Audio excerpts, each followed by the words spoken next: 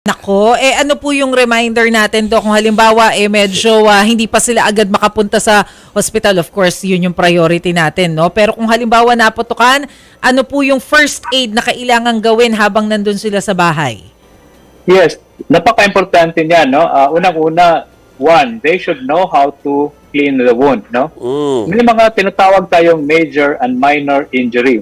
Yung mga major injury, especially yung mga malakihang injury na may napuputol na, they really have to go to the hospital kasi there are patients na pag major injury, yung nababawasan ka ng dugo, blood loss, no? Is one of the common complications na pagdating mo sa hospital, mahirapan na mag-manage dahil na malaking volume ng blood loss ang nawawala, and then that will really cause really problem in terms sa pasyente. Yung mga minor lang, yung mga scratches, mga sugat-sugat, or very small na mga first aid niyan is really wash it with soap and water.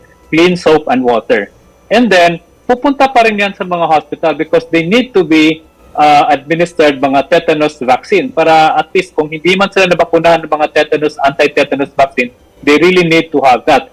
And at the same time, yung mga doktor na yan, they will assess kung kailangan ba ng antibiotic or not. Yes. No? So, ang rules talaga dito is as much as possible, kung meron kayong firecracker-related injury, ang first aid dyan, hugasan ninyo with soap and water and then bring them to the hospital. Agad. Para lang at least, agad. Para lang at least ma-assess kung if it is a major or a minor injury, at least ma-assess para ano yung mga karagdagang ibibigay. And what I am saying, yung mga anti-tetanus vaccine na kailangan sa mga pasyente. At saka, Dok, di ba yung halimbawa, wag naman maputol, dapat makuha nila yung tama ba yun? Yung naputol, whatever, sa finger, baka dalhin nila sa hospital. Yes. Tama ba yan? Yes, isa din yan. No? Pero alam mo, ang nangyayari kasi kadalasan dyan, minsan, ang type of wound kasi ng firecrackers is really complicated. Kumbaga, sabog ang mga tissues niyan. Kasi nga, talagang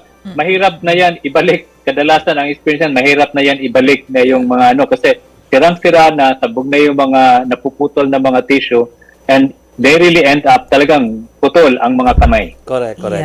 Nako, ito para makatawid tayo doon sa topic ng COVID or ng ibang kahit common cold siguro or well, kasi ina-advocate na imbis na magpaputok ay magtorotot na lang mga tao, no? Well, ako na nagsasabi, Doc Rogie, na huwag nyo naman i-share din yun.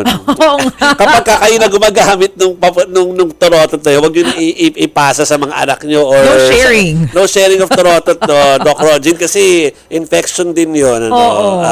Mapapasa kung ano man yung meron yung kusino man. Yeah, correct. No? And in fact, siguro, ito na yung sasabihin natin na minsan hindi maganda ang magtuturutot, no? Yeah, ang ibig kong sabihin, halimbawa, meron kang ubo, sipon, meron kang sore throat, tapos magtuturutot ka.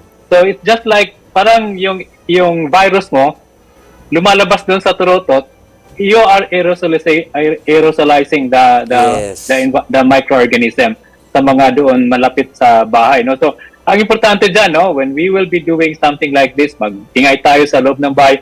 Open all windows para maganda ang ventilation. As much as possible, kung magturutot ka, do it outdoor. And then, kung may mga matatanda sa bahay, they have to have their face mask at all times, no? Hindi lang protection against the usok, but also protection against mga aerosolization. Kung meron bang carrier dyan ng COVID man yan, or influenza virus man yan, or other respiratory viruses that can also be transmitted through shouting and through the turutot.